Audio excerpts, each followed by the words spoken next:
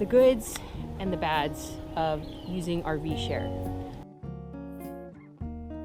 We'll start with saying that we rented this specific camper because we wanted to see if we liked it for buying one next year. But yeah, so we went on RV share. I found the floor plan I liked. The owner responded within, I don't know, seconds. And he was so nice. We go pick up the RV. He was standing out there waiting for us. He had it all ready in the front of his house.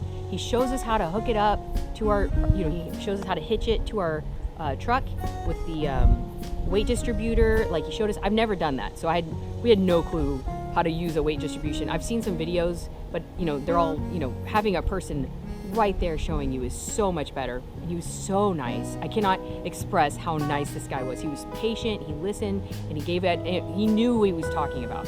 So he helped us hitch it up, and he told us like the good things and the bad things. And then we both got experience, like a chance to kind of put the spring bars on, and he gave us hints on like if you raise it up and it's a little easier. And then he showed us where like his surge protector was and how to use it. And then he showed us like here's the hookups and where he put them. And what else? He showed us where the water was, what is city, and what was tank. He showed us just everything we need to know. He showed us like the Stinky Slinky and its place to go.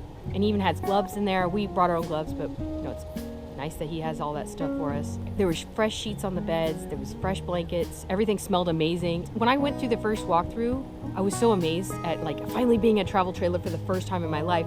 I didn't really see any like issues until we were in it for like when we got here, and now I'm looking and I'm like, oh my goodness, everything breaks on these things. Like it's like paper. And I noticed like there's some of the walls have a little bit of the wallpaper kind of coming out. So don't expect it to be beautiful and perfect when you're renting, because it's going to be used and there's going to be little things you're going to not see, and then you're going to see and you're going to be like, oh my gosh, I hope they don't blame us for that. I don't think we're going to have a problem because we're taking really good care of it. We had to travel an hour to pick up the RV, so we had to put everything we think we need in our truck, drive to the RV's place. My only complaint on that is that the RV has like a section of towels, and we brought our own towels, which is nice. I didn't know it would have I don't know. It's our first time renting an RV from RV Share, so I didn't know it would have towels, which is fine, but I actually prefer to use my own towels. And I wish there was a way to like say, hey, can you like empty it? I want to bring my own stuff. Or hey, can you tell me exactly what's in it? I brought my own can opener. I brought my own scissors. I don't know if there's scissors in there. He has drawers full of stuff, and I like it because the stuff's there, but I don't like it because I have no place for my stuff now. Does that make sense?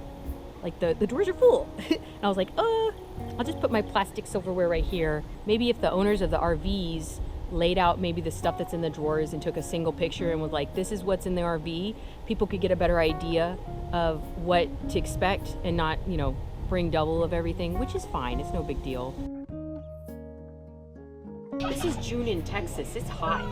This is Texas camping, and AC is kind of a priority because with school starting, our only time to vacation will be during the summer and maybe 2 weeks during, the holiday break. So I'm more worried about the air conditioner, which is struggling in this 30-foot camper, 13,000 BTUs, but still it is struggling.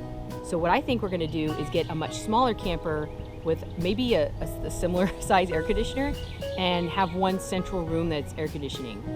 It does have ducts. It has ducts in every section of it. So that's not, I thought the ducts would fix the problem, but it actually doesn't. It helps, but it's still very, very hot in there. What I realized is for our type of traveling and our type of camping, we're going to need it to cool off a little faster than all night. And so we went to Walmart and we bought some fans. Hey, did y'all have fun in Walmart? And we slept with the fans, and that was actually great. That helped a lot. Because it turns out having one vent in the master bathroom or bedroom isn't enough. And we were just going to die if there wasn't any more fans. There's a reason I can't film inside the unit. A, it's loud because of the kids, and B, the air conditioning unit is so loud, which is kind of a positive, because this morning when I was checking on my son that fell out of the bunk bed, making sure he didn't have a concussion, and I was able to like make coffee and do all kinds of things in the kitchen quietly, but the air conditioner's so loud it kind of masked all my noises. That was actually a plus. And we sleep with noise machines at home. That thing is a perfect noise machine. It makes the exact noise that we are used to sleeping with.